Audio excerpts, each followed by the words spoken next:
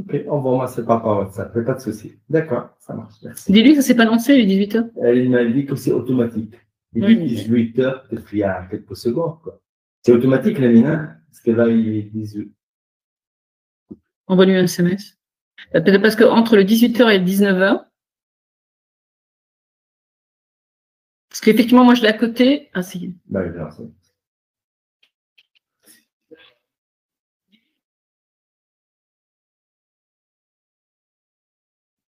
C'est bon, elle va dire. Hein, c'est diffusé.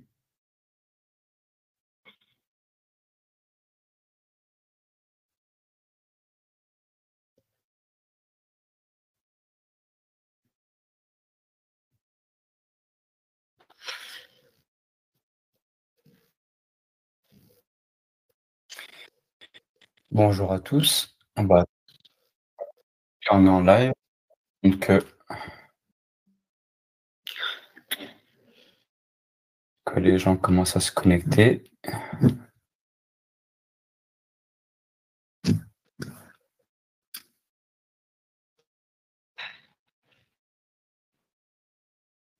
On va attendre quelques minutes, Jawahir. Oui, tout à fait.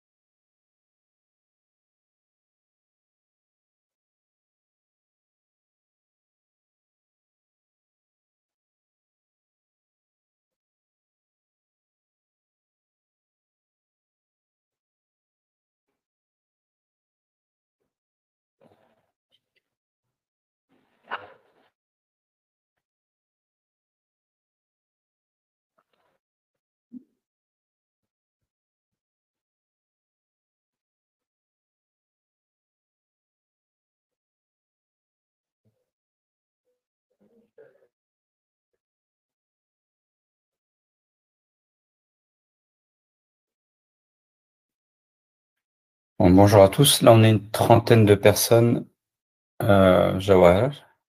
OK. Donc, en tout cas, bonjour à tous. Merci d'être parmi nous pour ce nouveau webinaire, cette fois-ci sur le thème de la data et de l'intelligence artificielle. J'ai le plaisir et l'honneur de recevoir la fondatrice et CEO de la société Sysnaps, qui est une société spécialisée dans le traitement de la donnée, de la data, de l'intelligence artificielle, avec une proposition de valeur globale et qui s'adresse à toute forme d'organisation et d'institution. Donc, au sortir, on va dire, du GITEX, où le sujet de la donnée et de l'IA était vraiment au cœur de toutes les thématiques, hein. Il n'y a pas eu un panel, une société, un thème où on n'a pas parlé de données et d'intelligence artificielle. Donc, c'est vraiment au cœur des challenges que l'Afrique doit faire face actuellement et puis sur les prochaines années. Et donc, on va profiter de la parole de notre experte aujourd'hui pour justement débunker un peu tous ces sujets, de vulgariser un certain nombre de sujets, parce qu'on entend de plus en plus parler d'IA récemment. On s'est rentré un peu dans les mœurs, on va le dire comme ça, dans l'utilisation même du grand public, mais c'est quelque chose qui existe depuis des décennies. Aujourd'hui, on en parle de plus en plus et qu'on l'utilisait même sans le savoir. Donc, on va parler des différentes industries également qui l'utilisent depuis des années. Et ce qui est assez intéressant, c'est de voir aujourd'hui comment on l'a vécu en Europe, mais voir aussi dans les pays du Nord, et voir aujourd'hui comment en Afrique, ce sujet qui est au cœur de la stratégie de développement du continent va pouvoir permettre de faire des bons technologiques majeurs et de voir aussi comment Sysnaps, dans son développement, accompagne les entreprises, les institutions et d'autres formes d'institutions à travers ce sujet qui est central et sensible. Jawaher, merci encore. Je vais te laisser te présenter et puis te présenter la société, s'il te plaît. Ok. Bon, très bien. Donc, nous, on est une société qui existe déjà depuis 18 ans. On s'est créé autour de la donnée, parce que c'est une des problématiques qu'ont rencontré nos clients, c'est cette transformation numérique qu'ils avaient du mal à faire. Et nous, on a fait le constat que finalement, la maîtrise, enfin, qu'ils n'avaient pas de leurs données faisait que ça bloquait toute leur transformation. Donc, on a développé une méthodologie qui est le M4R, qu'on peut voir ici, qui permet d'avoir une gouvernance éco-responsable et qui permet de s'assurer qu'elle est conforme, qu'on la maîtrise, qu'on peut réduire son impact, qu'on peut la réutiliser facilement et la mettre dans des espaces de moins en moins énergivores parce qu'elle a une infrastructure qui coûte en termes de coût. On orchestre ça de façon complètement automatisée avec 10 outils, puisqu'on se connecte à plus de 250 connecteurs, on est capable de très rapidement vous donner une visibilité, on a des programmes orchestrés qui permettent de travailler n'importe quel cas d'usage, et le tout se maintient dans le temps, parce que vos systèmes d'information évoluent tout le temps. Donc il faut absolument, effectivement, faire ce qu'on appelle maintenant, c'est le terme qu'on utilise, faire de l'observabilité et du monitoring de son système d'information. Ça permet à nos clients de gagner jusqu'à moins 40% de temps, de leur temps projet, la plupart des projets qu'ils peuvent faire, que ce soit dans le temps de conception avec le métier, qu'avec effectivement toute la mise en œuvre technique, parce qu'on est vraiment très fort et sur l'un et sur l'autre. On a même eu des projets où là où nos concurrents ESN proposaient 2 ans et demi, où on faisait des projets sur 9 mois, ce qui explique les fameux 70% de temps gagné par le client. Et on arrive à réduire de 50% la réduction de l'empreinte carbone énergétique et spatiale des données. Et là, c'est surtout ce qu'il faut retenir, c'est que le coût d'infrastructure, en fin de compte, il est moindre. Donc, l'empreinte carbone, ce n'est que finalement la cerise sur le gâteau. Nous, on a été labellisé pour cette notion. D'ailleurs, on est le premier produit de gouvernance et de gestion des données, du cycle de vie des données qui a été labellisé autant. On est labellisé par la fondation de Solar Impulse. C'est une fondation internationale qui permet de trouver des solutions qui sont rentables pour l'entreprise. Ils sont convaincus que s'il n'y a pas de rentabilité, personne n'ira d'améliorer finalement l'environnement, enfin l'empreinte qu'on a, effectivement l'impact qu'on a sur l'environnement.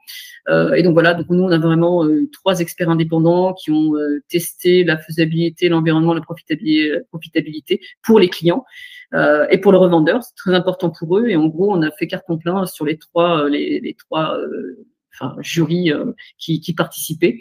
La Caisse des dépôts française aussi, qui nous a donné un prix pour la data au service de l'accélération de la transformation écologique du pays. Et on a eu le label français du ministère de la Transition écologique, justement, pour notre capacité à faire tout ça. Donc après, j'ai été femme du numérique, femme de l'innovation, acteur de la transition, et on a eu effectivement beaucoup de trophées d'un peu partout, quoi. Et on a énormément de clients qui utilisent nos solutions, que ce soit qui ont des données pour accélérer leurs projets. Voilà plus précisément, rapidement, on va dire. Juste pour dire aussi, c'est que je suis une ancienne financière. J'ai travaillé dans des boîtes de la data comme Experian, qui sont spécialisées dans le géomarketing, tout ça pendant des années avant de créer ma boîte. J'ai rejoint aussi PeopleSoft Oracle, et donc j'ai une appétence très forte déjà depuis l'origine sur les transformations numériques et la data en elle-même déjà depuis pas mal de temps et les algorithmes. Je te remercie. En tout cas, je vois que vous avez de belles références et vous avez pu avoir de beaux prix. En tout cas, c'est largement mérité. Et je suis d'autant plus frustré que j'espère que vous interveniez au GITEX, parce qu'en tant que femme entrepreneur, en plus dans ce domaine-là, tu aurais eu beaucoup à dire et à partager sur mais bon, en tout cas, le rendez-vous sera pris pour l'année prochaine, j'espère. Et justement, j'aimerais qu'on puisse, comme c'était un puissant fond en termes d'informations sur ces sujets, j'aimerais bien qu'on rappelle un peu les révolutions successives qu'il y a eu autour de la data et de l'IA, parce qu'encore une fois, on en parle beaucoup ces derniers temps, un peu trop, mais en fait, ça a toujours été ancré depuis des décennies. Il y a des secteurs, en tout cas comme l'aéronautique et autres, qui utilisaient énormément les données et l'IA dans différents cas d'usage. On l'avait au quotidien sans forcément s'en rendre compte. Et si tu pourrais nous faire un rappel, on va dire, de l'histoire de la data et de l'IA et comment ça c'est les différentes révolutions qu'on a subies ces dernières années. Oui, tout à fait. J'aime bien faire ce travail, cet exercice, parce que derrière, bon, l'IA fait peur, la data fait peur, enfin l'IA plus particulièrement, et en fin de compte, on se rend compte que c'est pas la première fois finalement qu'on vit des révolutions successives. Il faut savoir que ça démarre en 1784. On est dans les fameuses industries 1.0, 2.0, 3.0, 4.0. Donc le 1.0, on est plutôt dans la mécanisation, les machines à vapeur. Là, la collecte des données était quasiment inexistante. C'est à partir de 1870, où on est sur de la production de masse, des lignes d'assemblage, que là, on commence à faire de la collecte de données, mais elle reste limitée à des documents physiques et à des processus simples.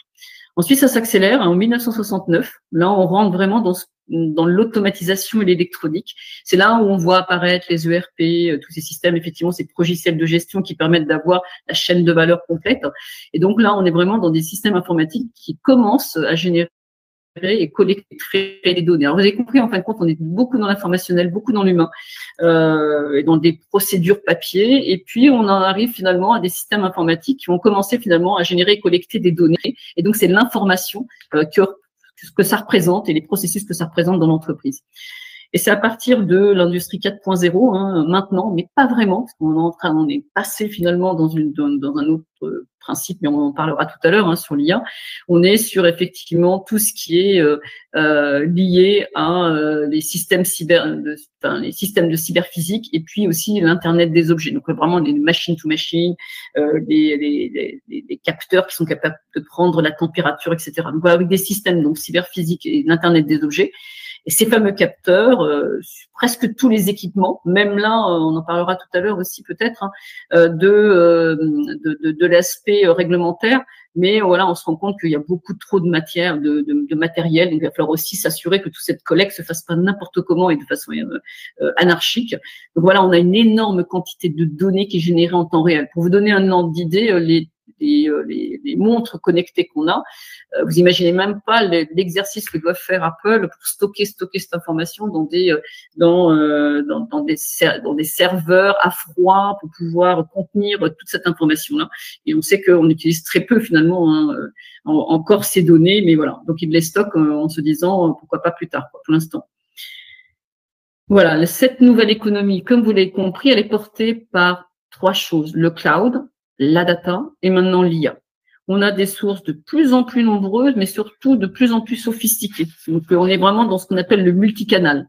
On parlait de canaux avant, mais vraiment, on est dans le multicanal, les réseaux sociaux, l'Internet des objets, les téléphones, les caméras de surveillance. On peut même partir d'une image pour pouvoir capter de l'information, la retraiter. Maintenant, avec de l'IA. Les traitements vocaux, donc l'API, les API de cloud, wireless, voilà. Donc tout ça, c'est ce qu'on appelle le big data. Voilà. Donc ce volume qui est devenu de plus en plus important, cette variété, parce qu'en fin de compte, on stocke les données dans des bases de données relationnelles, donc semi-relationnelles, NoSQL, enfin là, et donc on a des fichiers également dans tous les sens électroniques. Voilà, qu'on a la variété, on doit avoir de la vitesse, on doit avoir de la valeur, parce qu'on est dans un monde qui va de plus en plus vite. Voilà, donc c'est vraiment ce qu'on appelle le big data et des capacités maintenant technologiques avancées pour pouvoir exploiter cette donnée. Donc on a le machine learning, il y a la blockchain qui va apporter de la confiance autour de ces échanges et de cette interrelation donc avec les différents acteurs, la reconnaissance faciale, l'analyse de patterns vocaux, comportementaux, du data analytics, important, le data analytics va perdurer au-delà de l'IA, donc avec le deep learning, machine learning, deep learning, etc., le edge computing, le traitement de langage naturel qui a vraiment son apogée maintenant avec la partie ChatGPT, et la réalité augmentée, réalité virtuelle, qui a été un petit peu finalement qui a pris de l'ombre à cause de ChatGPT, alors que bon, c'était à l'origine ce qui avait le vent en poupe avec Meta, mais au final, ça va sûrement revenir à un moment donné. Mais voilà, on est plutôt convaincu, moi, par la réalité virtuelle, voilà, plutôt la réalité augmentée que la réalité virtuelle. Voilà, donc de plus en plus réglementé et qu'il nous faut maîtriser. Donc, vous voyez, vous imaginez, on n'a pas l'habitude de soulever le capot de notre moteur. Alors maintenant, on conduit, on pilote, mais maintenant, il faut soulever le capot et maîtriser comment tout ça fonctionne. La data et l'IA, c'est la fabrique des territoires intelligents et durables. Alors, en gros, c'est important de le savoir. Il faut comprendre que cette transformation a tout changé dans notre façon de vivre, de comprendre, de collaborer, de travailler, de consommer, de créer, de jouer. D'ailleurs, Yule est un bon exemple, puisque derrière, maintenant, c'est vraiment des formations qui se font en distanciel. On a vu ça s'accélérer avec le Covid. On est vraiment dans un monde hyper connecté, hyper personnalisé. Donc voilà, donc on doit répondre à des demandes donc qui sont de plus en plus personnalisées avec le client. Et la ville intelligente, c'est pas une vague histoire, c'est une réalité. Vous avez des bâtiments intelligents qui doivent éviter de consommer beaucoup plus d'énergie qu'ils ne devraient. Vous avez aussi toute la circulation, les lumières extérieures, beaucoup sur l'énergie, beaucoup sur l'agriculture. Vous avez retrouvé ces éléments-là quand je parle de territoire. C'est pour ça qu'on parle de territoire plutôt de ville intelligente. Vous avez vraiment cette donnée qui, comme vous pouvez le voir, elle est partout et elle va même transformer en jumeau numérique. On va avoir toute notre ville qui va être finalement revue d'un point de vue numérique et pilotée par ce fameux numérique. Voilà. Une brève histoire aussi de l'IA générative, donc je vais aller plutôt assez vite là-dessus, mais ça démarre en 1950, où c'est Alan Turing qui publie Computing Machinery Intelligence, qui lui propose le fameux test de Turing. Alors vous imaginez effectivement, c'est d'évaluer la capacité d'une machine à exhiber un comportement intelligent. Alors, donc tout le monde se lance dans cette grande théorie en 1956, avec des acteurs comme Minx et autres choses, qui vont vraiment travailler sur l'intelligence humaine et depuis l'enfance. Et donc, on va avoir les premières recherches. Bon, c'est pas mal, comme parce qu'en fin de compte, ils vont travailler sur des projets. On est plutôt sur de l'algorithme et des développements, avec le logique théoriste. On a aussi le programme de premier jeu d'échecs de IBM. Alors, vous allez me dire, effectivement, est-ce que c'est de l'IA ou pas? Finalement, quand il y a de l'algorithme, il y a quand même de l'IA, mais après, on abordera vraiment le sujet de ce qui est vraiment l'IA. Mais bon, tout ça, ça reste finalement une déception parce que l'idée finalement de cette intelligence artificielle qui devait faire quelque chose d'exceptionnel, eh bien, ça n'a pas marché comme convenu, mais bon, on a poussé plutôt l'algorithme et les statistiques. Donc, on rentre dans une période d'hiver de l'IA, qui est marqué vraiment par un désintérêt, aussi bien par le financement, vous comprenez, il faut beaucoup d'argent, mais surtout cet hiver est dû parce qu'on n'a pas d'infrastructure adaptée. Donc on n'avait pas à l'époque cette infrastructure qui permet de faire ce qu'on fait actuellement. Donc en 1990, ça repart. C'est toujours le monde de la banque qui sont les premiers à trouver finalement de l'application, donc avec le crédit scoring, qui permettent, donc voilà, c'est là où j'avais travaillé sur le géomarketing, etc., dans la boîte où j'avais travaillé chez Experian, et avec effectivement du ciblage optimisé. Et en 1997, il y a IBM qui sort Deep Blue et qui bat le champion du monde d'échecs, Garry Kasparov. Et là, ça fait déjà le premier buzz. Et en 2015, là où on pensait qu'AlphaGo, c'était avec le joueur de Go, les combinaisons sont tellement importantes qu'on ne pensait pas qu'une machine puisse gagner, ben finalement si. Et même elle, finalement, bat le meilleur donc joueur de Go. Et ça s'accélère. En 2020, alors OpenAI déjà travaillé sur pas mal de sujets, développe GPT-2 grâce au financement quand même de Microsoft, avec un modèle de langage basé sur l'apprentissage profond. Ensuite, en 2022, OpenAI développe GPT-3, donc qui améliore la génération de texte, etc. Donc, ils sont quand même passés du LLM qui a été développé par Google. Il faut savoir que systématiquement, quand même, Google est un peu derrière, mais voilà, c'est quand même eux qui ont été les premiers à lancer, à travailler, à pousser encore plus le principe du LLM. Et ensuite, on a les transformers. Et en gros, on arrive en 2024 à 2025 sur l'IA agentique. Ce sont des agents. Ça devient encore, ça pousse encore plus loin les choses. Ce sont des agents intelligents qui vont exécuter des actions et prendre des décisions de manière autonome sans l'humain. Alors que là, au début, effectivement, avec OpenAI, quand ça sort, c'est vraiment de l'échange entre une chatte, donc une fenêtre. Et là, on arrive à effectivement avoir des agents qui vont faire même du développement, imaginez, depuis la conception jusqu'à la mise à disposition. Donc même, ils ont sorti des logiciels maintenant qui sont capables de faire du développement. Voilà. Donc, en gros, on en est où? On en est à cette fameuse IA agentique, cette collaboration homme-machine, hein, mais ça évolue tellement, hein, que bon, peut-être que je ne sais pas ce qu'ils vont nous sortir la prochaine fois, mais bon, c'était quand même le Saint Graal, déjà, cette agentique. Hein. Donc voilà, des agents IA capables de raisonner, planifier, exécuter des actions sans supervision. La collaboration vraiment homme-machine, hein, donc l'IA ne remplace pas les humains. Elle les assiste dans des tâches complexes, donc elle va optimiser la productivité et la créativité. Bon, quand je dis que ça ne remplace pas, il y a certaines tâches, effectivement, avec la robotique, si vous ajoutez de la robotique, ça risque d'être un peu compliqué. L'hyper-personnalisation, donc voilà, donc c'est vraiment l'IA générative. Elle permet vraiment d'avoir une production qui soit vraiment adaptée à l'individu, puisque maintenant elle commence à stocker aussi qui vous êtes. Hein. Je peux t'amuser et en lui demander comment elle pouvait me connaître, et donc c'est pas mal de choses, on va dire. Hein. Et l'automatisation intelligente, donc l'IA ne se contente plus d'analyser les données, elle agit, elle prend des initiatives. Donc vous pouvez effectivement mettre des workflows et automatiser toute une chose, tout en intégrant des agents, etc. Donc on est vraiment passé dans un monde où la machine ne se contente plus d'exécuter des tâches, elle prenne des décisions et interagisse intelligemment avec les humains. Voilà, il faudra quand même continuer à contrôler la machine, je pense, et qu'on continuera à la contrôler derrière. Voilà, donc je te remercie beaucoup. En tout cas, c'était très riche et c'est vrai que tu m'as rappelé le sujet des objets connectés. Aujourd'hui, on en a énormément sur nous sans se rendre compte. Et il y a eu une époque, je sais pas, ça doit être autour de 2013-2014, il y a eu un boom de ces objets connectés où il n'y avait pas forcément systématiquement un traitement des données efficace ou des cas d'usage bien clairs ou des services bien clairs associés. Donc, on en a vu plus disparaître que traverser, on va dire, ces dernières années de manière efficace. Les villes intelligentes aussi, c'est un vrai sujet. Je sais qu'en certains endroits en Asie, puis même en Afrique, on en parle beaucoup.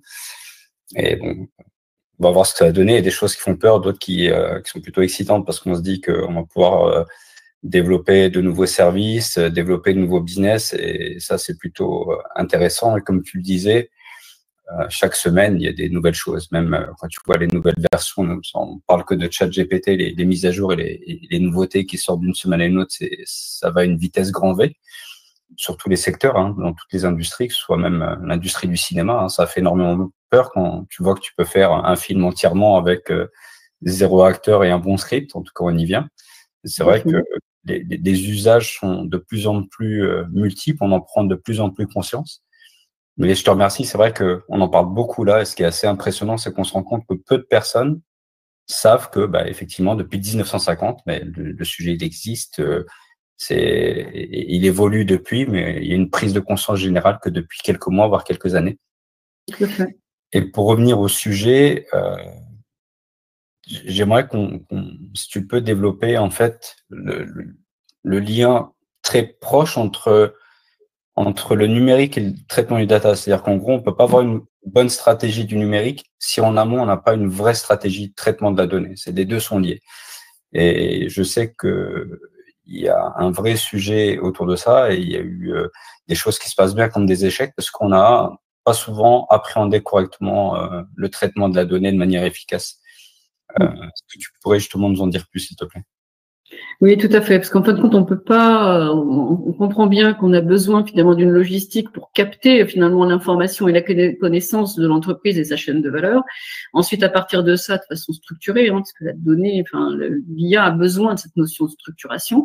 Et ensuite, cette notion de data management et de qualité des données qui est essentielle, qui est incontournable. Sinon, effectivement, on ne peut pas se lancer dans un projet d'IA sans avoir une donnée qui soit effectivement de qualité, parce que vous comprenez, garbage in, garbage out, et au fin de compte, on se retrouve avec des insights qui sont complètement faux, et c'est pas l'objectif si on veut vraiment piloter notre organisation comme il le faut. Donc déjà, ça démarre par une chose, hein, qui est crucial, c'est la modernisation numérique. C'est pour ça qu'actuellement, on voit bien qu'en Afrique, on est plutôt dans plutôt la première étape qui est comment je modernise finalement mon système d'information pour pouvoir capter les données dont j'ai besoin. Ensuite, il faut avoir une bonne maturité data. Donc, cette capacité à organiser, sécuriser, optimiser, mettre en qualité ces données pour des insights qui sont pertinents. Il faut savoir qu'une architecture spécifiques pour la modernisation du numérique. Donc, et ensuite, vous avez aussi toute la partie, vous avez une infrastructure dédiée pour la partie data. Et on va avoir aussi une infrastructure dédiée pour l'analytique. Donc voilà. Donc en gros, par rapport à ce que vous allez faire, donc est-ce que effectivement une API suffit? Est-ce que j'ai besoin de faire de l'apprentissage ou autre chose? Ben on va avoir une infrastructure qui est vraiment différente. Et pareil, si je mets une infrastructure pour ingérer de la donnée, au même titre que je fais de l'ingestion quand j'ai une architecture data, eh bien je vais en avoir besoin pour l'IA. Est-ce que j'ai besoin de faire du scrapping? Est-ce que j'ai besoin de me connecter sous forme d'API à différents systèmes? Voilà, et ça dépend de la variété de l'information. Et ensuite, petit à petit, effectivement, mettre peut-être des RAG, voilà. Donc c'est vraiment des bases de données dédiées sur des sujets où on s'assure que l'IA ne divague pas. Vous voyez, donc vraiment, on est sur quelque chose qui est vraiment un step by step qu'on ne peut pas bypasser. Ici, on va être dans du DevOps, ici, on va être du DataOps, ici, on va être du MLIAOps. Et ensuite, il y a la notion de durabilité. Ou même, je vais vous dire, pensons ici plutôt au coût de l'infrastructure IT. Donc, il faut vraiment s'assurer que cette gestion, elle se fasse correctement pour qu'elle ne devienne plus non pas un gouffre énergétique pour l'organisation, parce que l'énergie coûte cher. Donc, et en gros, l'apprentissage coûte aussi en eau. Donc, il faut vraiment être efficient et donc vraiment pour être très éco-responsable et s'assurer effectivement qu'on fasse des choses dans le bon ordre. Et ensuite, vraiment une résilience parce que tous ces éléments, cette modernisation, cette data, cette analytique, ce sont des données qui peuvent être souveraines. Alors, ça dépend effectivement de la sensibilité de la donnée. Il va falloir anticiper effectivement et se déterminer, est-ce que la donnée doit rester chez moi? Est-ce que je peux la sortir? Est-ce que je peux l'utiliser? Donc voilà, c'est vraiment cette notion de résilience qui est très, très, très importante sur ce sujet. Pourquoi on a besoin de gouverner et de gérer cette donnée? Parce qu'en fin de compte, il faut voir l'entreprise comme un système qui évolue dans un environnement qui est en multicrise. Donc, en multicrise, on a vu, il y a eu le Covid, il y a eu un environnement actuellement technologique complètement bouleversé, donc qui va changer notre manière qui va faire perdre des emplois qui vont disparaître et de nouveaux emplois qui vont se créer, mais bon voilà, il va falloir les imaginer. Vous avez vu, en fait, quand on est très très très finalement très très bousculé par ces changements. Il y a un changement social, des changements avec nos concurrents. Donc, il faut vraiment arriver finalement à trouver une stratégie pour mener à bien notre business, et le tout va se faire par les données. Comment par les données? Alors déjà, il faut savoir une chose. Pour gouverner et gérer vos données, il faut comprendre vos processus de données et les gérer efficacement. Voilà. Donc ça, c'est important. Votre chaîne de valeur, ce sont vos processus. Si vous les maîtrisez pas, c'est pas possible d'aller plus loin, et c'est pas ça, ça va pas vous permettre effectivement de trouver des use cases pertinents autour de l'IA. Et une fois que ces données elles sont comprises, il faut que vous sachiez qui les contrôle et comment, parce qu'en compte, vous avez des propriétaires de données. Il va falloir qu'ils les échangent avec peut-être un autre département ou avec l'extérieur, etc. Donc, il faut savoir qui est propriétaire, qu'ils comprennent qu'il est propriétaire et comment il peut utiliser ces données.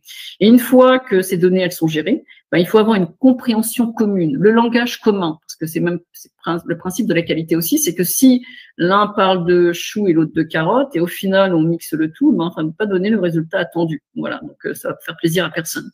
Donc, c'est important, cette notion de sémantique, au-delà, effectivement, de la qualité.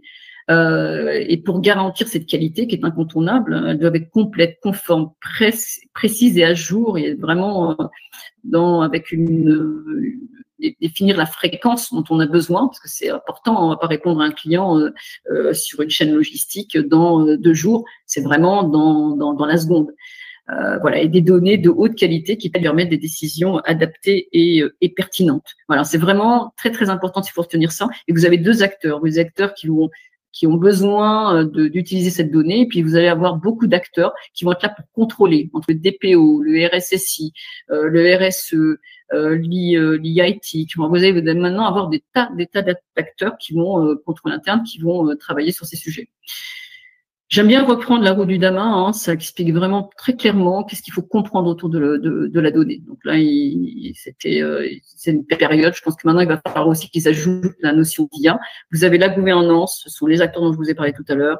Vous avez ensuite les métadonnées qui sont très, très importants. On ne comprend pas la donnée avec la multitude de données qu'il y a, ce sont les métadonnées qui permettent de la connaître. La qualité, qu'est-ce que ça veut dire la qualité? C'est un vaste sujet. L'architecture, donc on en a parlé un petit peu tout à l'heure, du DevOps, DataOps, MLOps, le data modeling, le design, le modèle de données, ne pas l'oublier, c'est vraiment quelque chose qu'il faut ressortir du placard, c'est d'une importance vitale pour pouvoir bien maîtriser donc le fonctionnement interne de ces informations entre elles. Le stockage, donc les bases de données en elles-mêmes, est-ce que c'est du Oracle, du SQL Server, etc. Et toute la gestion de ces environnements. La sécurité, donc c'est un incontournable. Donc sur ces sujets, on va en parler. Vous verrez que les réglementations qui font derrière sont de plus en plus importantes parce que notre monde, comme il est piloté par la donnée, si derrière finalement on avait laissé faire, on n'aurait pas mis un code de la route, on aurait des réseaux saturés et voilà, tout le monde n'aurait pas pu avoir une voiture ou sinon on aurait eu des accidents systématiquement. Donc si on devait reproduire un petit peu ce process avec la donnée, bon, on est pareil finalement. On est dans un réseau qu'il va falloir réguler. Là, on parle justement d'intégration et d'interopérabilité, justement ce fameux réseau et ces échanges de données. Il y a aussi les documents et les contenus qui sont de l'information, mais qui sont aussi rassemblés dans la partie data. Et vous avez aussi tout ce qui est master data. Donc ça, c'est important. On a besoin d'un référentiel unique pour les clients, d'un référentiel unique pour nos produits. Sinon, effectivement, ça part aussi, l'interopérabilité devient difficile. Les réponses, effectivement, sont pas les bonnes. Enfin, c'est compliqué. Et le data warehouse et la BI qui arrive sur ces sujets. Donc voilà. Après, il faut ajouter ici le RAG et tous ces éléments-là. Alors, ce qu'il faut retenir, c'est que si on reprend rien que les réglementations européennes qui sont très pertinentes sur ce sujet, le RGPD avait pour objectif, et a été mis en œuvre très rapidement après l'affaire Snowden, de standardiser la protection des données personnelles pour donner finalement, faire comprendre aux gens qu'ils avaient des données personnelles et que finalement il y avait presque leur jumeau numérique dans ce cyber finalement, ce monde cyber. Et voilà, c'est de leur redonner cette possibilité finalement que les entreprises ne fassent pas n'importe quoi avec leurs données, mais n'empêchent pas d'utiliser la donnée, mais quelque part pas n'importe comment. Voilà, donc le RGPD, ça permet vraiment d'inventorier les traitements. Et ça, c'est intéressant parce que c'est vos process. Donc ne prenez pas ça comme une contrainte, prenez ça comme une opportunité de le mettre en place. Bien entendu, il faut l'automatiser, etc. Mais ça, c'est possible. Mais vraiment, c'est une belle opportunité à mieux comprendre. Il vous fait même, par exemple, vous allez pouvoir avoir une carte finalement des données de santé personnelles, professionnelles relatives à une personne. On est déjà dans dans une vision un peu 360 degrés de votre client. Le e-privacy regulation, donc c'est plus par rapport donc aux US, cette partie-là. Le Digital Market Act, c'est vraiment pour l'équité, parce que on a vu que les GAFAM ont eu la part belle sur la data. Donc comment on rend ce marché équitable, que ça ne devienne pas effectivement juste finalement le terrain de jeu des plateformes dominantes. Le DSA, c'est vraiment la responsabilité entre les défilements continus de nos enfants, de nous-mêmes, et qui nous captent finalement. Donc c'est l'économie de la captation de ces données personnelles. Donc c'est vraiment s'assurer que derrière, ok, on est le produit, on a compris que c'est gratuit, mais il ne faut pas que ça devienne non plus au détriment de la santé mentale ou alors effectivement d'une manipulation de masse. Le Cyber Act, Resilience Act et le Solidarity Act, c'est vraiment tout ce qui établit il y a même Dora qui vient d'arriver dans le milieu de la finance, parce que vous l'avez compris, imaginons que demain, notre monde, on ne peut plus payer, que derrière tout le système tombe. Bien, imaginez, il y a eu toute une étude qui a été faite, au bout de même pas quelques heures, il y aurait donc une guerre civile, parce que tout le monde se précipiterait dans les pharmacies, ce serait la cata. Donc, vous comprenez que finalement, on est vraiment dans un monde qui est vraiment piloté par la donnée. Et ensuite, vous avez tout ce que le DG1, c'est très intéressant cette partie-là, parce que c'est le Data Governance Act, c'est comment on gouverne des espaces de données communs. Le Data Act, c'est plutôt l'exploitation et la circulation des données. Donc là, c'est pas mal donner des données aux startups, au monde de la recherche, Voilà, donc il y a eu des choses qui ont été faites qui sont assez pertinentes sur ce sujet. Et ça oblige aussi, par exemple, des acteurs qui ont des systèmes d'information comme SAP ou Oracle de s'entendre pour que le client, en moins d'un mois, il arrive de passer d'un système à un autre. Ça n'a pas beaucoup plu aux offreurs du numérique, mais c'est une réalité. Si on n'est pas interopérable, si on n'est pas capable de changer, ben, finalement, ça va devenir une vraie. Ça va pas nous permettre de passer dans le monde dans lequel on doit aller, donc qui est un monde piloté par la donnée. Et le fameux dernier, l'IA Act, qui se régule, qui continue à se réguler, qui permet effectivement et qui est vite sorti de façon précoce, justement sur tout ce qui concerne la régulation autour des systèmes d'intelligence artificielle. Voilà, vous voyez que finalement, on se prépare à un monde du numérique et derrière, il faut aussi se préparer à bien comprendre son fondement pour pouvoir justement après se dire comment on se transforme. Voilà, on se transforme pas, on va pas dans l'IA directement. C'est tout ça qu'il faut appréhender. Il faut utiliser aussi ces armes réglementaires. Et faites-moi confiance, ces Américains l'utilisent aussi très très bien. Quand ça les arrange, ils sont contents de dire qu'il y a de la concurrence déloyale quand c'est leur petit camarade. Voilà, pour un petit peu cette vision un petit peu autour justement de ces infrastructures.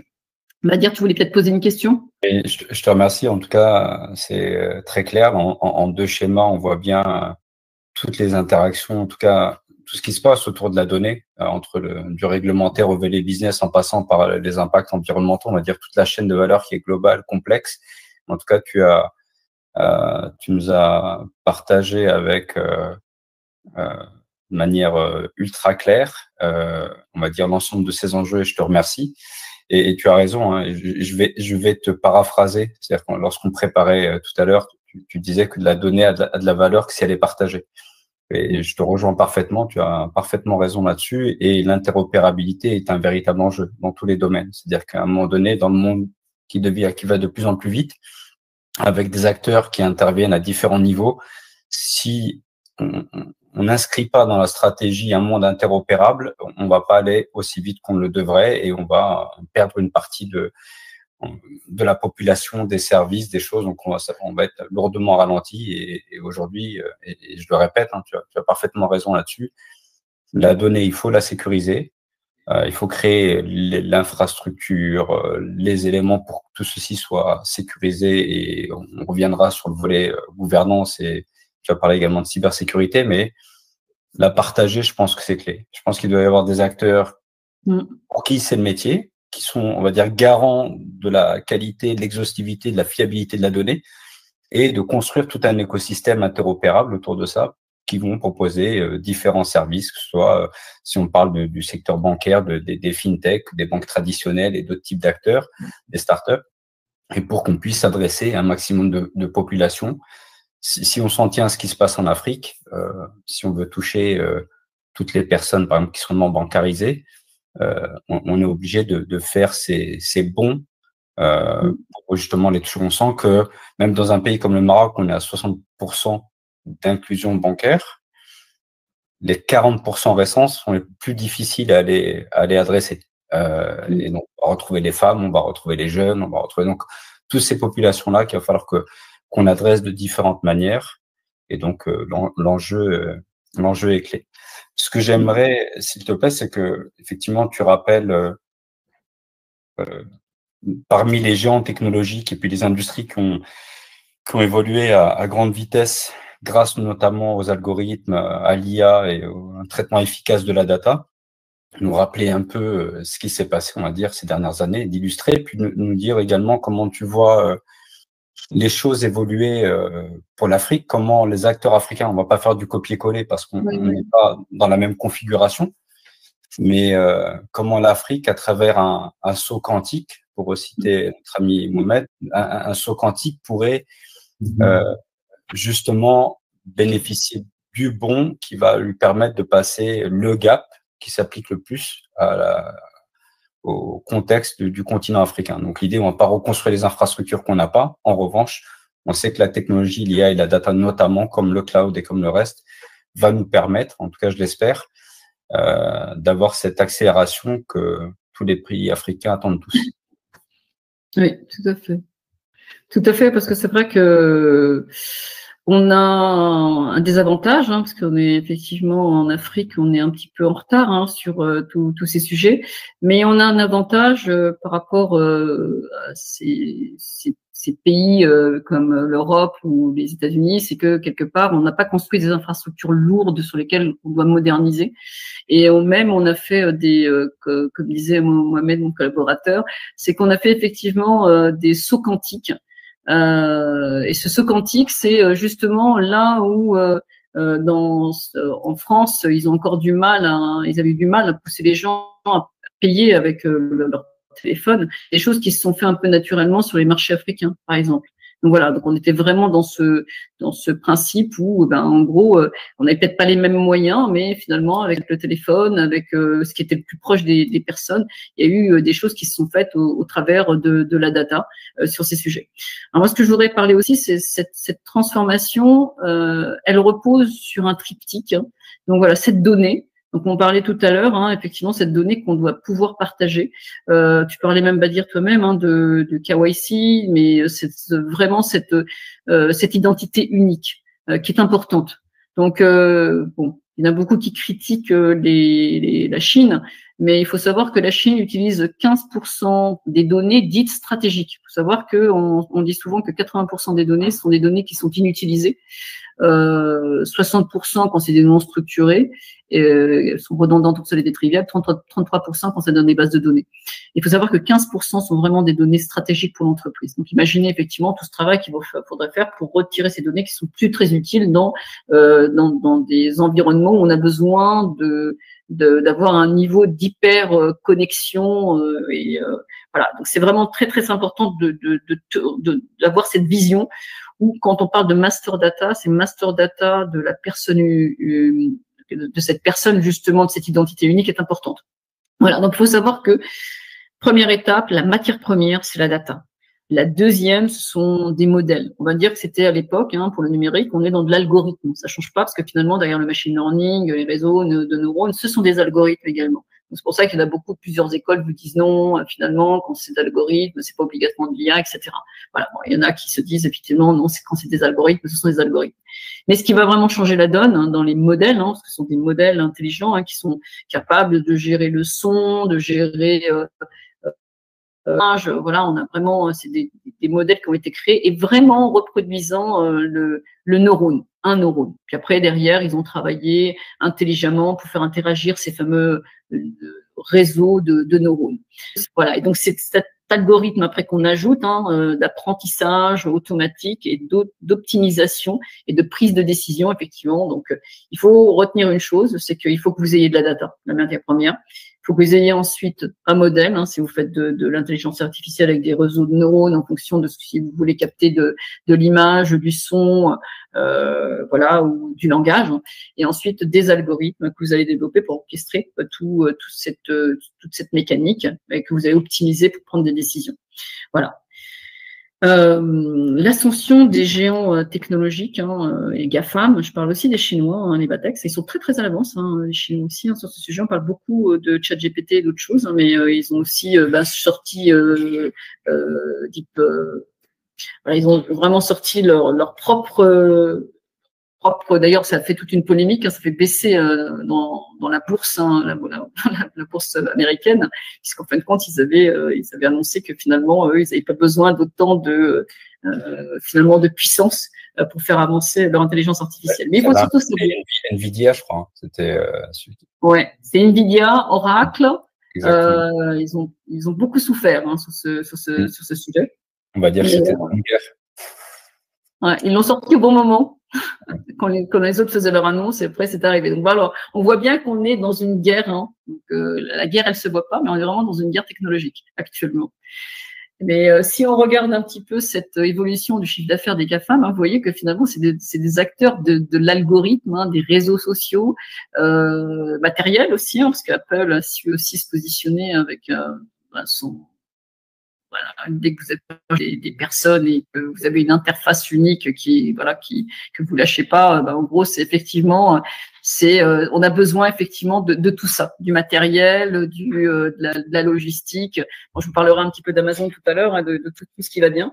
Donc voilà, c'est vraiment ces acteurs, ces entreprises qui utilisent des algorithmes sophistiqués pour analyser des grandes quantités de données et optimiser leurs services, offrir des solutions personnalisées à leurs utilisateurs. Voilà, on est vraiment, et on va tous d'ailleurs dans cette direction maintenant.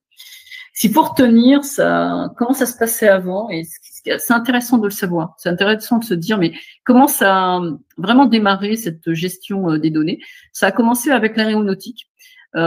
Qui était vraiment dans le process du yield management, hein, c'est le bon produit au bon client, au bon moment, au bon prix et par le bon canal. Et là, ils avaient fait venir ils avaient des salles entières avec des machines très anciennes, hein, mais qui permettaient effectivement de lancer des traitements avec IBM. Et donc voilà, pour répondre justement avec leur quantité de données, ils ont commencé à travailler sur ces sujets. Donc voilà, c'est vraiment cette approche qui a été largement utilisée par les industries. Où les ressources et les services sont périssables, comme l'hôtellerie, les compagnies aériennes, la location de voitures et les événements sportifs et culture. Mais qu'est-ce qu'il faut retenir de tout ça? Il faut retenir de tout ça que cette phrase du yield management, le bon produit au bon client, au bon moment, au bon prix et par le bon canal, ça ne change pas.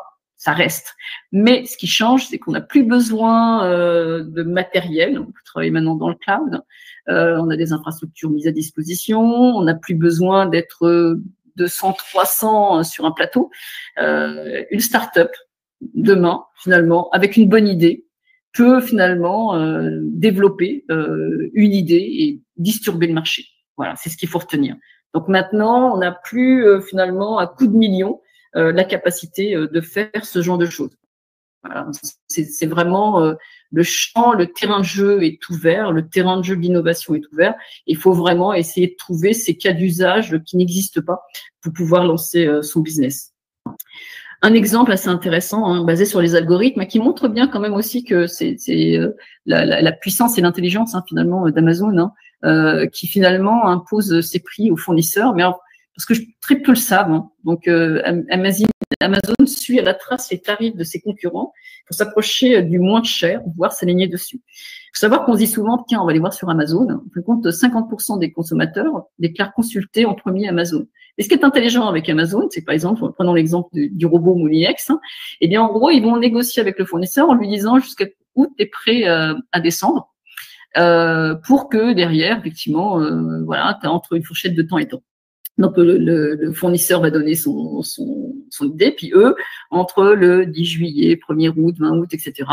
Alors, que fait Amazon? Il modifie les prix de ses produits toutes les 10 minutes, ce qui explique qu'il est moins cher, en fonction des comportements d'achat des clients et des tendances du marché, et ce qui a permis d'augmenter ses revenus de 25% en 2016. Voilà, donc il est incontournable. On a toujours l'impression qu'il est moins cher, mais il est très malin, c'est parce qu'il s'adapte tout simplement. Et on peut voir ici, effectivement, que c'était baissé trop. Et donc, en gros, il lâche l'affaire. Voilà. Mais donc Airbnb et d'autres acteurs ont utilisé également les algorithmes pour faire des recommandations de prix aux autres en tenant compte des facteurs comme la saisonnalité, les événements locaux, les prix des concurrents. Vous voyez, donc, en compte, c'est l'algorithme, l'importance de la data et finalement ce cas d'usage particulier, cette stratégie a été plutôt assez payante. Voilà, donc c'est intéressant parce que très peu le savent, mais c'est pertinent à savoir. Et si on regarde maintenant l'adoption de l'IA, déjà TikTok avait eu une adoption qui était monstrueuse, de TikTok qui arrête l'adoption en un temps le plus court possible. Et en fin de compte, si on regarde ChatGPT, ça a été là où tout le monde se disait mais non, l'IA, ça fait peur, les gens vont pas y aller. Pas du tout. Donc en janvier 2023, ils avaient 100 millions d'utilisateurs actifs. En février, 1,6 milliard de visites, imaginez. En avril 2023, on est quand même en 2023 et c'est les mois qui suivent. Confirmation de 100 millions d'actifs mensuellement. Et en novembre 2023, ils sont 100 millions d'utilisateurs actifs par semaine.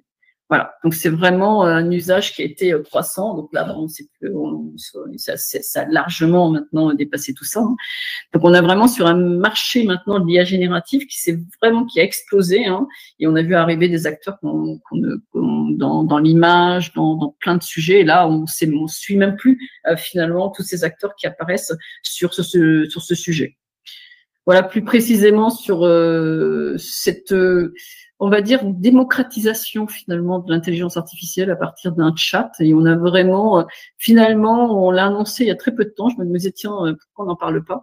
Et vraiment, on a dépassé le test de Turing, puisqu'on voit bien maintenant que les échanges qu'on fait avec ChatGPT sont presque naturels. Il le faut même respirer.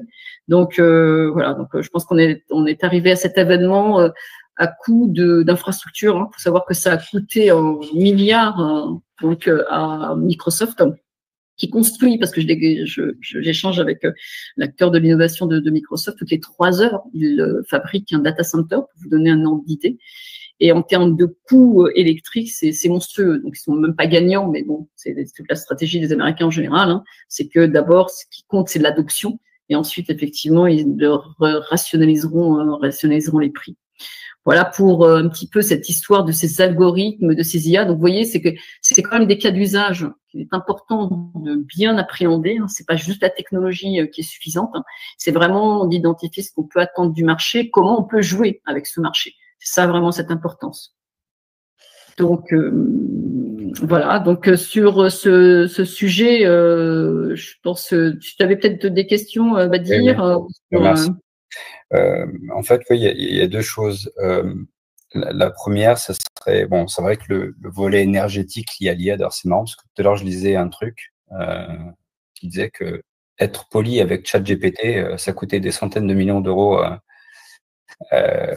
termes de consommation énergétique, etc. Parce qu'effectivement, il y a des interactions qui ne sont pas forcément utiles. Donc, on le dit, parce que c'est vrai qu'on a tendance à vouloir être poli, mais ça coûte de l'argent, c'est énergivore. Donc, on pourrait s'en passer. Mais blague à part, si tu avais des recommandations à faire par rapport au continent africain, sur quoi devrait-il investir avant qu'on arrive au sujet d'application de l'IA? Sur quoi il devrait investir pour réussir le challenge d'avoir une souveraineté en matière de données, une stratégie du numérique et de la traitement de données efficace, en considérant tout ce qui est en train de se passer aujourd'hui dans le monde, tous les bouleversements, les problématiques en matière de cybersécurité, les problématiques, tu l'as évoqué tout à l'heure, le sujet réglementaire qui n'est pas un problème en soi, mais plus une manière de réguler ce qu'on est en train de mettre en place. Et ton exemple avec le code de la route était parfait. Si en gros on devait se concentrer en considérant l'Afrique, et bien évidemment pas faire de copier-coller avec les pays du Nord, les US, la Chine, parce qu'on n'est pas les US, la Chine, quels seraient, de ton point de vue, les challenges que devrait relever l'Afrique en fait? Oui, alors c'est pas parce que j'interviens chez Yule, mais d'abord les ressources humaines. En plus, on a de la chance, nous en Afrique, on a vraiment des gens. Et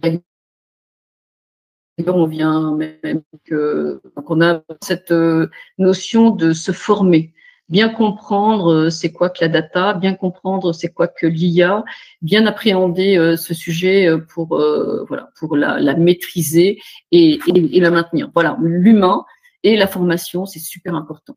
Ensuite, on doit investir, et je pense que les gouvernements doivent comprendre que c'est stratégique pour eux, ils doivent investir dans une infrastructure qui leur permette effectivement d'avoir des clouds, qui permettent aussi pour eux, hein, en tout cas, de garder cette notion de souveraineté qui est très, très, très importante sur cette fameuse data, et pour l'apprentissage également. Donc, si on veut créer une IA qui soit à notre image, hein. J'avais participé à un moment donné à une table ronde sur cette notion de culture.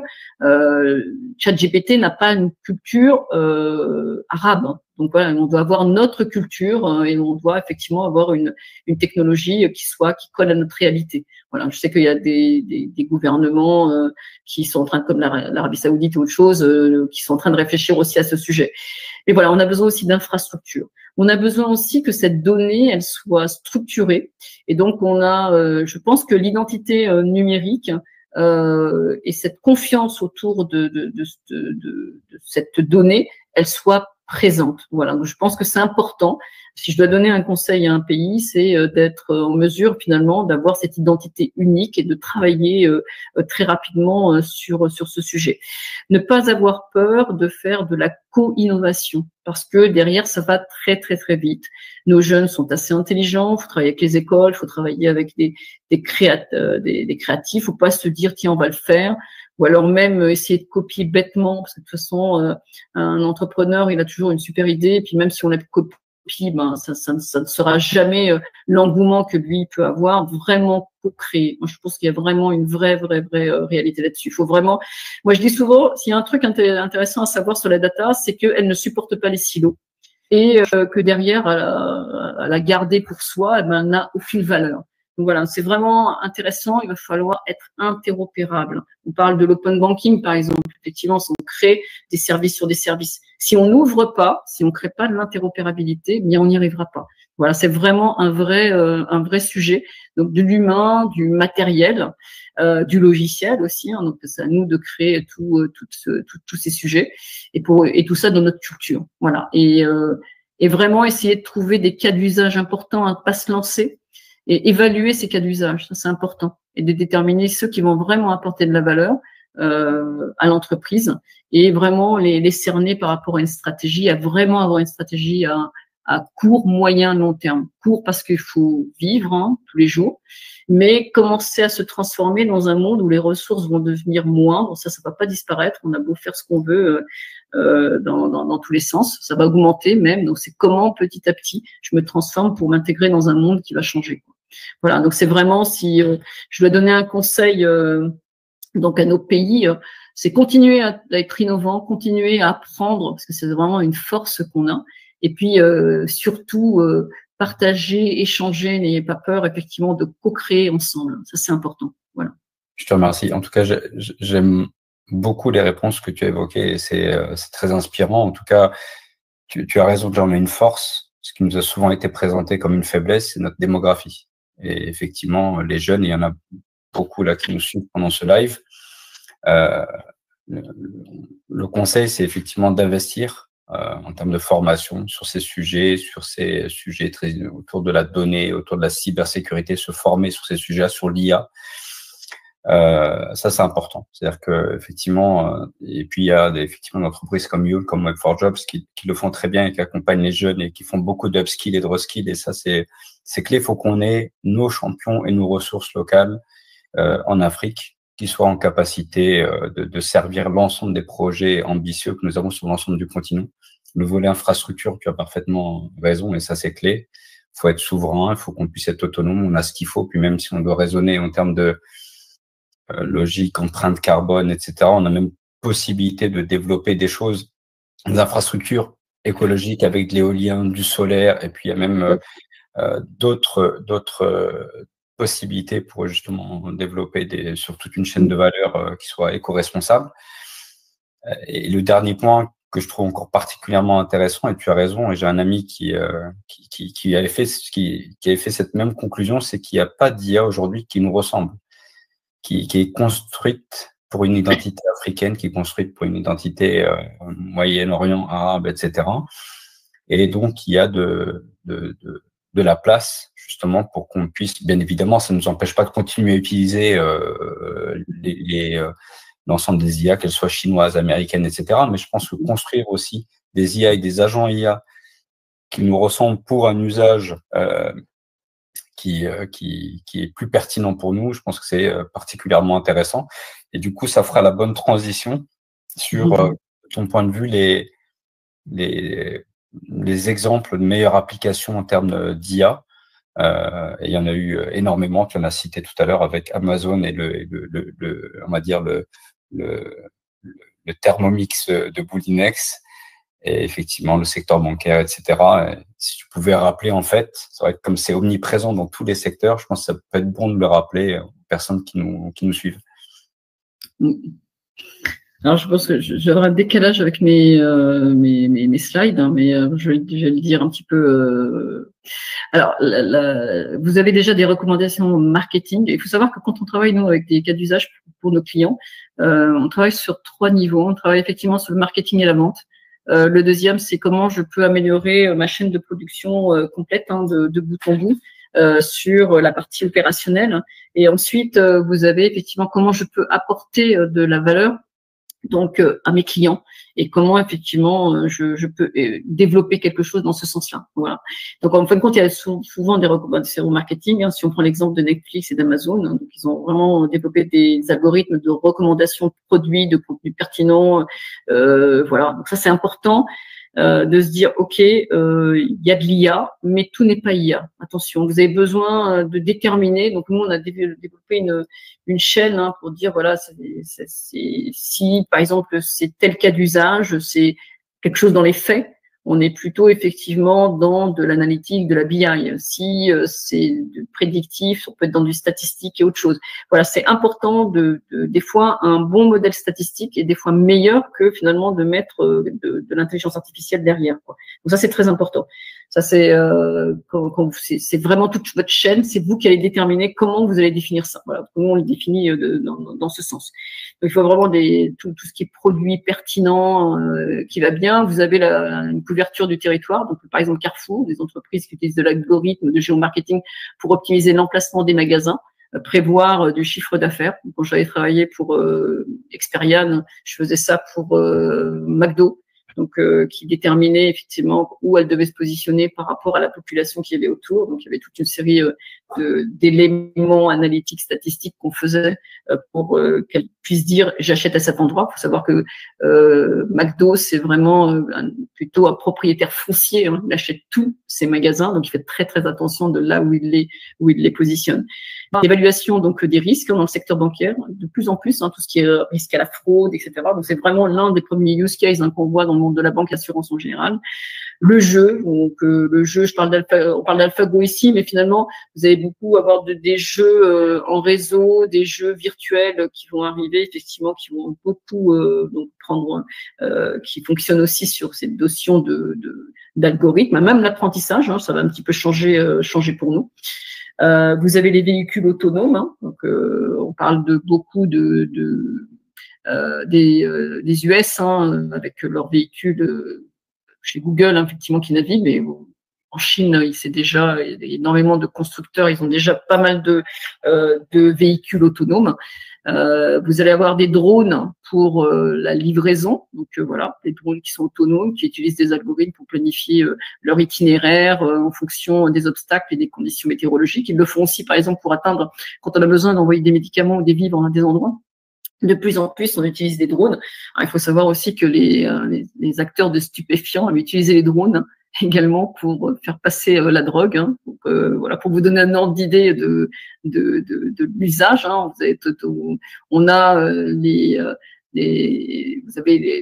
alors, quand on parle de drones, c'est intéressant de parler aussi du fait du mixte entre les cobots, qui sont de plus en plus utilisés même maintenant dans les petites entreprises, hein, qui sont des bras articulés, hein, qui vont faire pas mal de choses. Hein, c'est le début effectivement de cette robotisation et de l'intelligence artificielle qui va derrière, qui va aussi arriver pour permettre justement une entreprise d'agro faire des plats ou faire d'autres choses. Vous avez ensuite la team à parler des radios. Donc effectivement, nous on est en tant qu'humains, on a une vision qui est quand même assez limitée. Hein. D'ailleurs, je pense que par rapport à d'autres animaux, on est ceux qui ont une vision qui soit pas la meilleure. Il y a des animaux qui ont des visions très perçantes.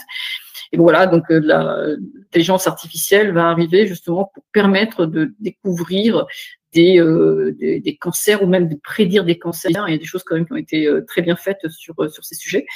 Voilà, pas mal de choses intéressantes. Alors, on va dire que derrière, moi, je dis souvent que il y avait des choses finalement quand on faisait de l'intelligence sans intelligence artificielle. Quand il y a beaucoup trop de données, nous on sature. C'est pas possible en tant qu'humain de travailler sur un volume de données qui est très très très très important, ou même d'images. Et donc l'IA ne nous remplace pas là-dessus. Elle apporte finalement de la valeur et du soutien.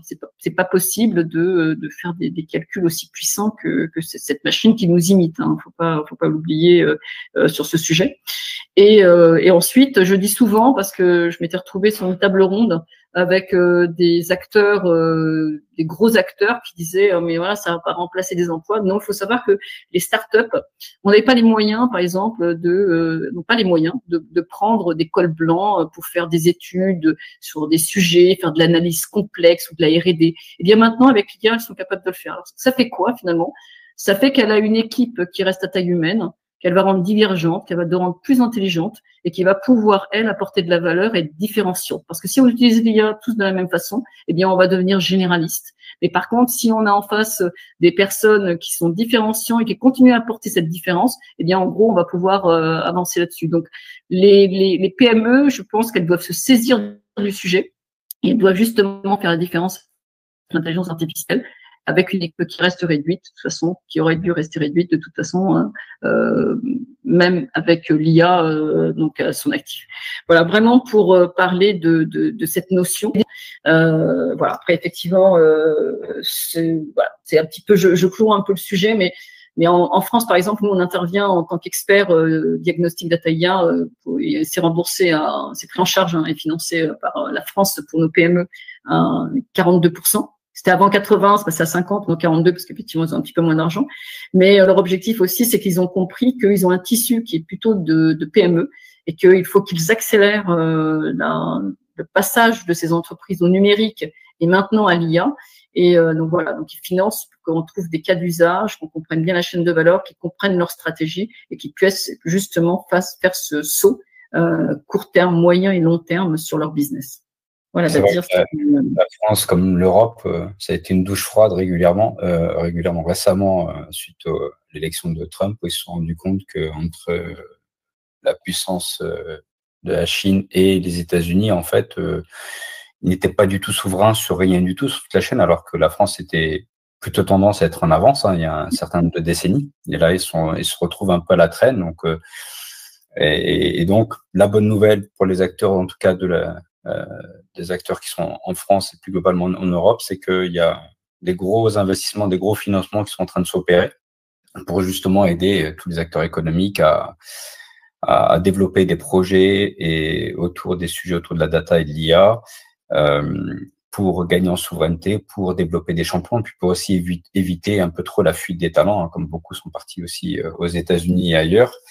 Et donc, ça génère des opportunités. Et en tout cas, je te remercie énormément pour tous ces... on n'a pas vu le temps passer, il y a encore plus de 60 personnes qui sont connectées. Et la bonne nouvelle, c'est que effectivement, tu nous as présenté beaucoup de choses et tu as gentiment vulgarisé. Donc, pour ma part, c'est la première fois que je vois une présentation aussi complète. Dans un temps court, on intègre beaucoup de données, on remet les choses en perspective.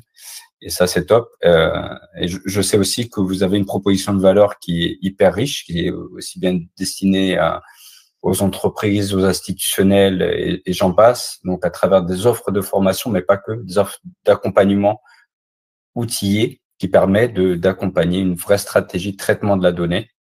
Tu nous as rappelé tout à l'heure en introduction toutes les références et tout ce que vous faites. Et donc, je pense que ce serait intéressant de partager les différentes propositions de valeur et puis naturellement, on vous mettra en relation avec l'ensemble des personnes qui seront intéressées par votre accompagnement et je suis sûr qu'ils seront très nombreux. Donc, je te donne la parole.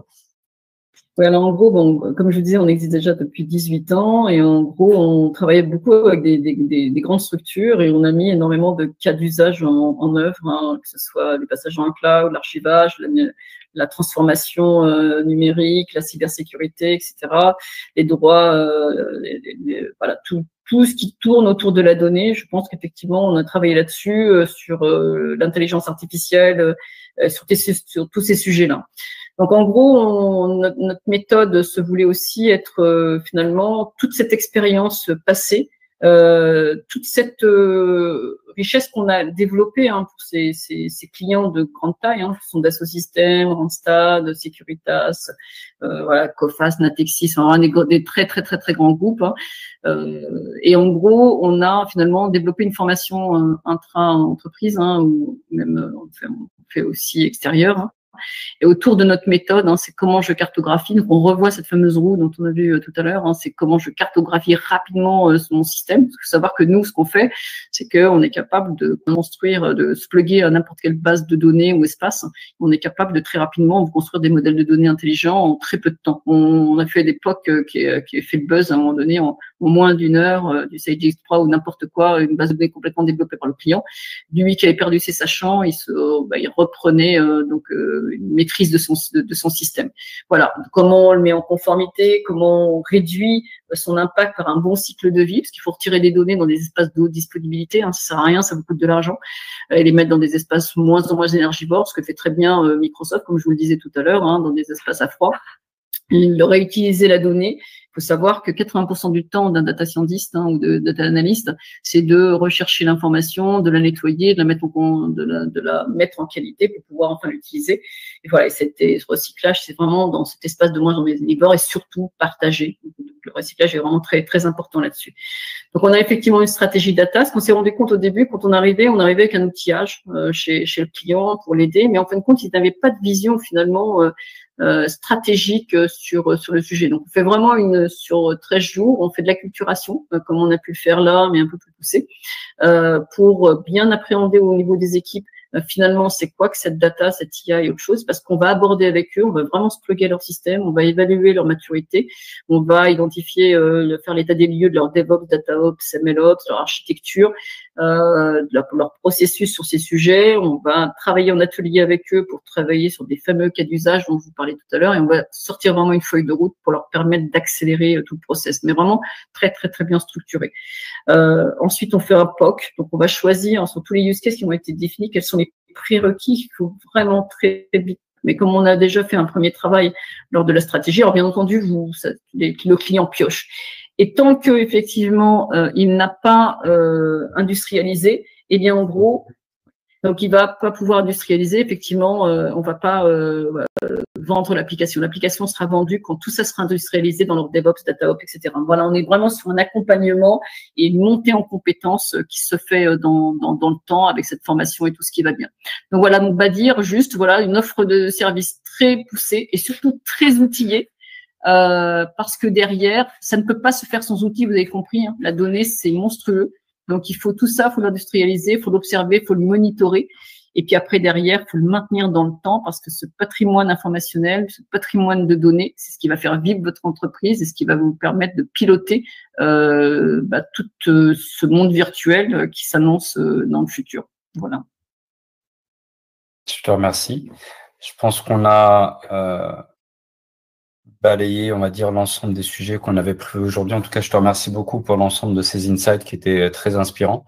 En tout cas, ce qu'on retiendra, c'est que l'Afrique a un momentum où elle n'a pas à chercher à rattraper le passé, mais construire le futur de manière singulière en faisant ce fameux bond quantique qui dispose de toutes les richesses nécessaires, qu'elles soient démographiques ou géostratégiques, pour justement arriver à cet objectif, pour tendre vers une souveraineté de données numériques globale et devenir elle-même un modèle pour le reste du monde. Donc, on compte sur tous les acteurs, dont Sysnaps, justement, pour créer de la valeur à tous les niveaux de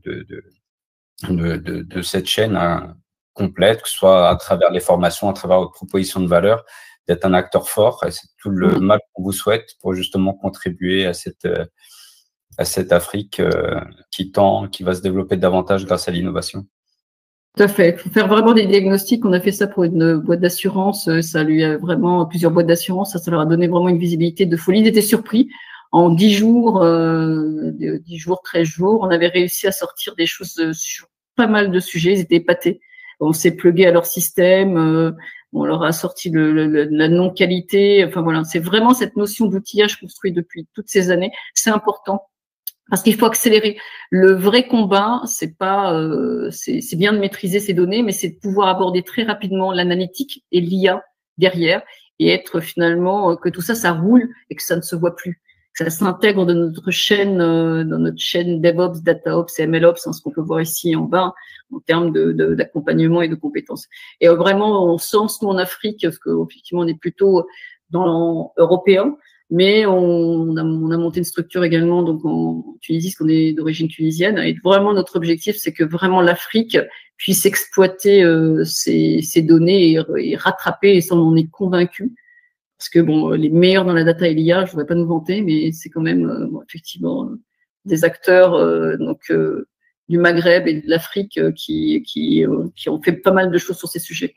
Je confirme, et pour avoir été en Tunisie, j'ai été toujours frappé par la qualité des cursus universitaires et des jeunes formés en Tunisie. Il y a une richesse qui est dingue, et j'ai aussi regretté une fuite de ces compétences tunisiennes vers l'Europe, le Canada, les États-Unis.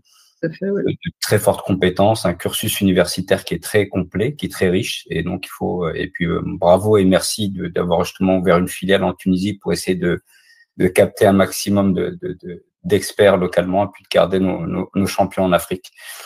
Merci en tout cas à tous pour votre participation nombreuse. Donc là, c'est un record dans le cadre de ce webinaire. Donc tu vois, tu seras numéro 1 au podium aussi à la CAX sur l'ensemble des webinaires qu'on a fait, donc bravo.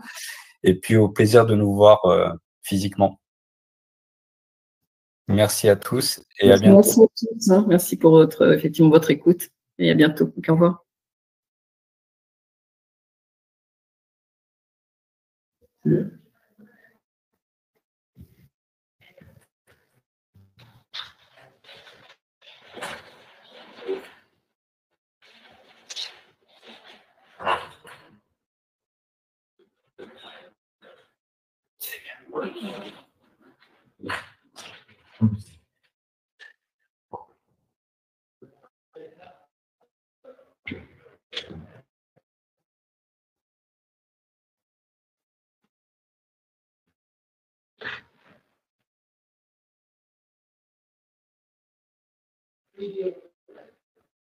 The webinar has ended. Thank you for joining. Goodbye.